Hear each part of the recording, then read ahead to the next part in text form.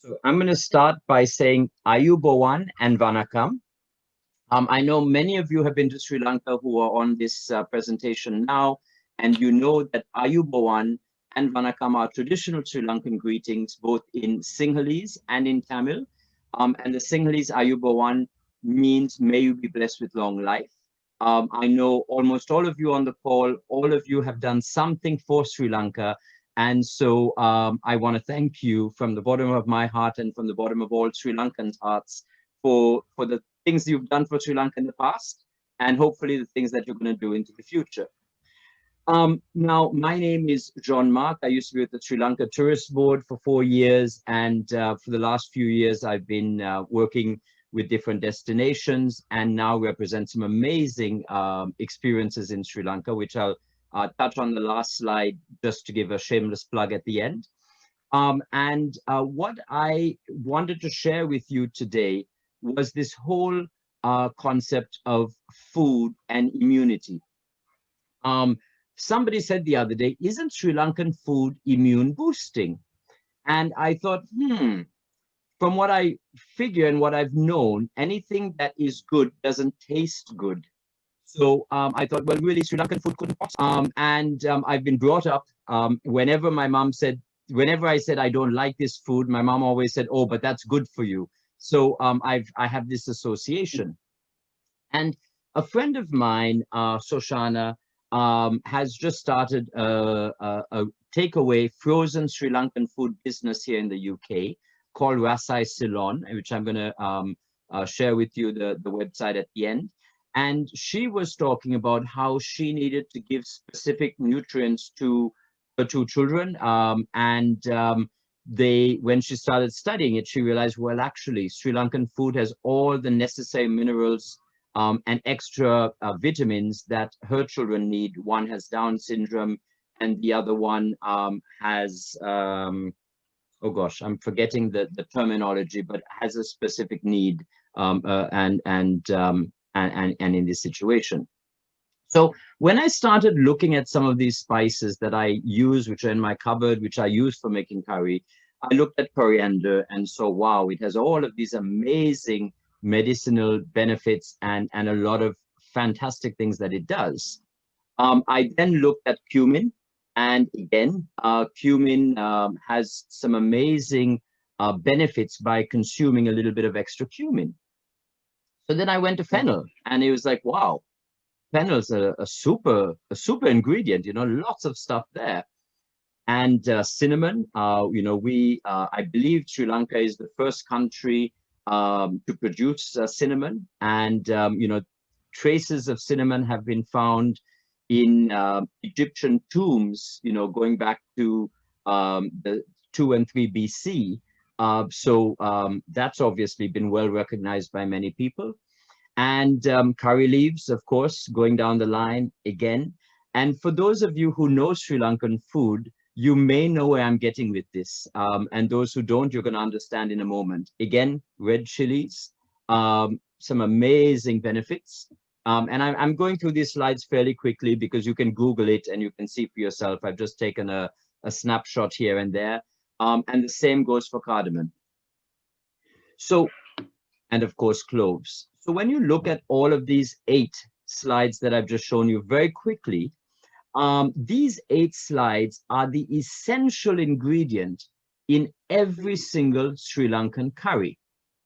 So when you look at Sri Lankan curry, and when we say, oh, I'm going to go and have a Sri Lankan curry, there's a magical formula of product which is in a Sri Lankan curry. And we call this in Sri Lanka tuna paha, which means in Sinhalese, it's tuna is 3, paha is 5. So tuna paha is the magical ingredients. It's the KFC magic powder that they put in, KFC chicken.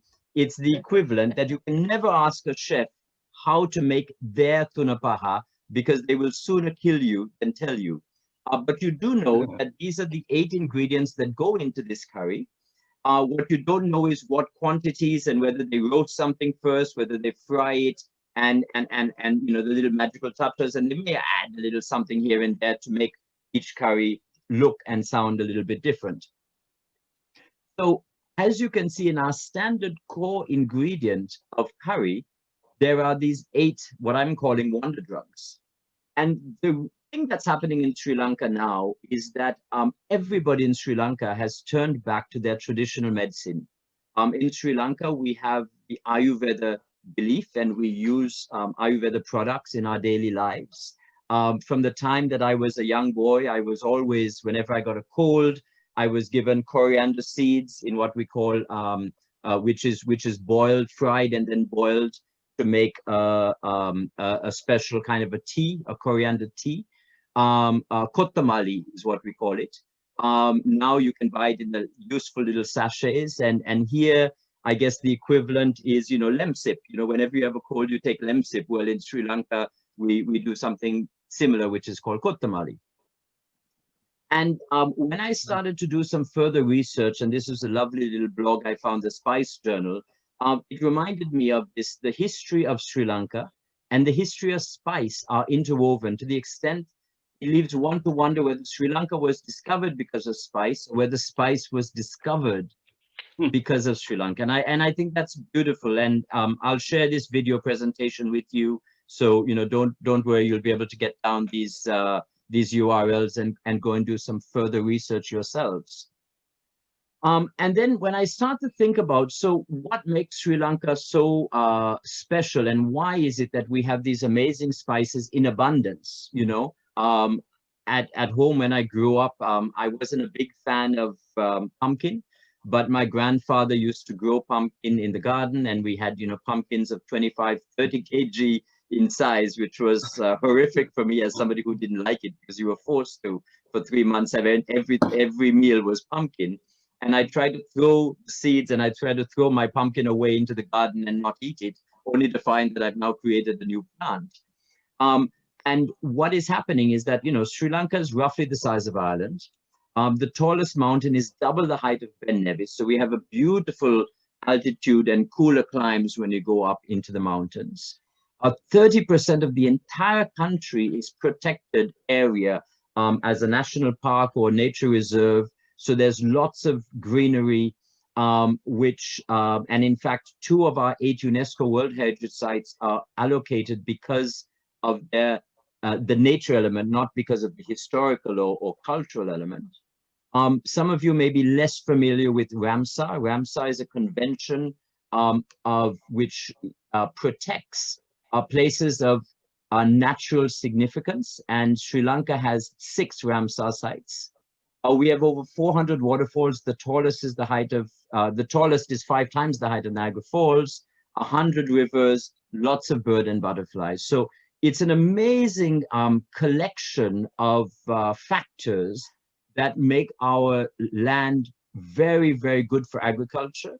And with the intelligence of the Sri Lankan people over the centuries, we've been able to harness some amazing spices and really take it to the next level. For the benefit of those who are not privileged to know what a Sri Lankan curry is, a Sri Lankan curry typically is 2 or 3 vegetables. I love paripu, which is dal, jack, which we're going to touch on in a moment, and del, which is similar to jack, but it's a different vegetable. We always have meat or fish, or sometimes both. We often have 2 or 3 condiments in this picture. At 10 o'clock, this orangey one is pol sambol, which is coconut sambol, mixed with some chili. We often have the papadam, which is kind of 5 o'clock, which is the crispy, kind of like prawn crackers if you go to a Chinese shop. So a rice and curry is a whole meal of several dishes which blend not only the taste buds, but it's also making sure that you have a very balanced diet of having a mix of vegetables, protein, and carbohydrate. For those of you who've really been fortunate to go to Sri Lanka and explore it further, you will know that we don't only eat rice and curry, we have a lot of other specialities. The top left is kotta roti, which is kind of a naan bread, which is chopped up, which we call godamba roti, which is chopped up, mixed with vegetables. Very often at home, we use it as a leftovers dish, kind of like a paella in Spain. We take all our leftovers, whatever hasn't been eaten in the fridge, and we mix it all together and make a beautiful ready meal in itself. So there's no other condiments, it's just the one base. The biryani you might be familiar with, more popular in India and Pakistan also, and that's the middle picture, and that's with rice. And on the bottom left, because a lot of people don't realize Sri Lanka was under the Dutch and under the Portuguese before we were colonized by the British. And so we have a dish which is called lamprey, which is a rice and curry cooked with a lot less coconut milk. And it's wrapped in smoked banana leaves. And it is absolutely delicious. So this is just in terms of helping you to understand a couple of the other dishes and what they look like. In terms of carbohydrates, we don't always eat rice. Sometimes on the first picture, we eat godamba roti. We have pittu. We have string hoppers on the next one. The top right-hand extreme one is pol roti, which is coconut roti, and the very, very famous hoppers, which we have in the UK now, several restaurants serving it in London if you're fortunate to live there. One thing that you may notice in Sri Lankan food is a lot of the curries have a slight yellowish brown tinge, and outside the actual core tunapaha ingredients, the 3 and 5, we also have turmeric, which we use a lot of, which has in itself a huge range of products. Now, what's been happening in Sri Lanka over this period of COVID is everybody's gone back to their traditional medicine. So everybody is drinking the kotamali or the coriander seeds in a tea to build the immunity. Many people are using that same kotamali to inhale steam to keep their throats and themselves well. And really, till October, we've had an amazing situation in Sri Lanka. People have been very cautious. There's been very, very strict guidelines.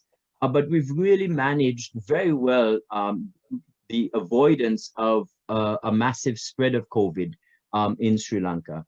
And a lot of people say this is because we're eating a lot of the right ingredients, and we're making sure that, not that we're not getting COVID. There's nothing that Sri Lankan food can do to keep COVID away, but we're making sure that our bodies are fit, and that if we do get it, we're ready to fight it. And this is where immunity comes in. In line with that, Tabula Rasa, Arnaud is on the call.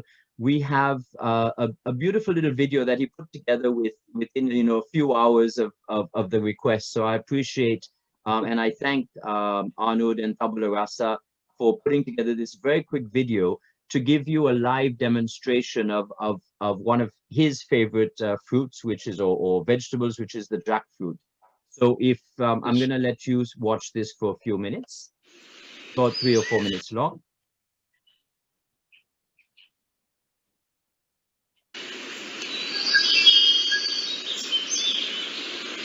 Can you hear? Yeah. Perfect. Ayubowan, this is the Sri Lanka famous jackfruit tree. Hi, here's Jaya standing next to a jack tree. The jackfruit is used for a variety of dishes, but is well known for its ability to replace meat and its many health benefits, like strengthens the immune system, protects against cancer, aids in health digestion, maintains healthy eye and skin, boosts energy, lower high blood pressure and controls asthma, and strengthens the bones. So tasteful and healthy, and it grows everywhere in Sri Lanka, like here at our own resort Tabula Rasa. But Jaya is waiting, so let's make some jackfruit curry. First, we open the fruit. The ingredients. These are the ingredients. Ginger, garlic, black pepper, turmeric powder, roasted chili powder, roasted curry powder, fenugreek, mustard seed, tamarind, chopped onion, goroka, cinnamon, chili, salt, curry leaves, rampa, green chili, coconut oil, and this is coconut milk, pure coconut. And now heat up all these lovely spices and mix them with the jackfruit.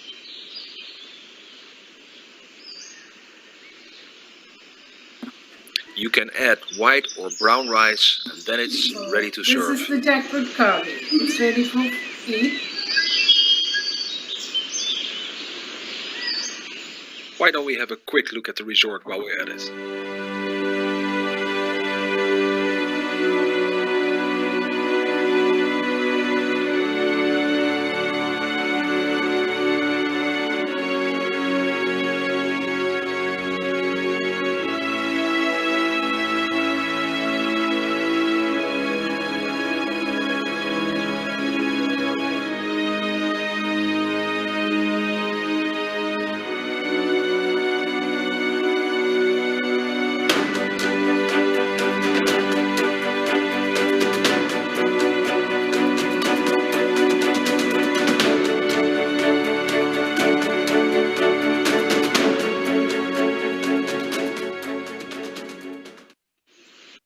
Thank you so much, Arnoud, for that. That's a fantastic video.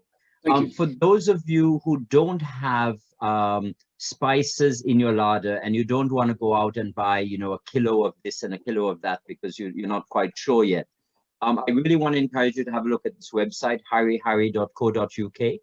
A Sri Lankan friend who lives in Bournemouth, and she puts together amazing recipes. And when you buy one of these products, which range from I think around £3.50, you get a nice little recipe book, and you get the spices in a sachet with all the instructions. It's your idiot's guide to cooking. And it gives you the individual sachets, 3 sachets that they say, take spice pack 1 and cook it with this, take spice pack 2 and do this. And you just have to add your onion and your garlic and a couple of things that you'd have in your kitchen anyways. If you're not into cooking, then go to rasaiceylon.com. One of the problems with Sri Lankan food in the UK is that all food is available mainly in London, and not everybody lives in London. So my friend Soshana has created rasaiceylon.com. And what she does... I love the ease that I can eat Sri Lankan food now. So all I have to do is put it in the microwave for 8 minutes, and I get this yummy pork curry with dal and all the lovely trimmings. And also, it's gluten, dairy, and egg-free. Not that I really care, but it's nice to know anyways. So this is great because you can get it delivered if you're in Manchester or if you're in wherever you are in the country, because it's delivered to you frozen via DPD, and you keep it in your freezer and you defrost. You put it in the microwave for 8 minutes, and she uses brown rice, which means that it actually defrosts really, really well. So that's home cooked food from her home in Bromley, if you wanted. Now, this is the thing that really, when I was this morning, this came on WhatsApp, and this is some Sri Lankan creating the protect before corona symptoms, cure after coronavirus. Now, please don't get me wrong. I'm not saying that this is going to stop corona or do anything, but this is how serious we take our spices and how much we believe as Sri Lankans that this can work.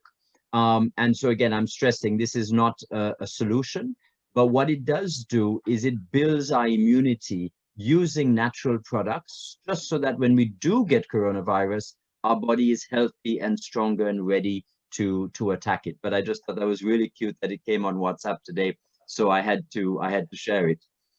And lastly, I represent some amazing brands. Arnoud is on the call today from Tabula Rasa and Gaul. We have W15, Villa Hundira, Taru Villas, and Eco Team. And I'm happy to talk to you, at a later date on some of these properties. But really, I'm just going to stop at this point to say Ayubowan and Vanakam. Thank you for listening. And just to summarize, what I've tried to do here is to show you that many spices have medicinal benefits. 8 of those that I presented are all the standard ingredients in every single curry you have in Sri Lanka, because that's the base foundation for all curries. And so by eating Sri Lankan curries, and of course then choosing magical produce like the jackfruit, which in itself has so many other amazing properties, you can build your immunity. So while you're planning your next holiday, I encourage you to try some Sri Lankan food. Try to cook something now. And the worst that will happen is when you do come to Sri Lanka, you'll appreciate how much better our cooking is potentially over yours. But Ayubowan, Vanakam, and thank you for listening.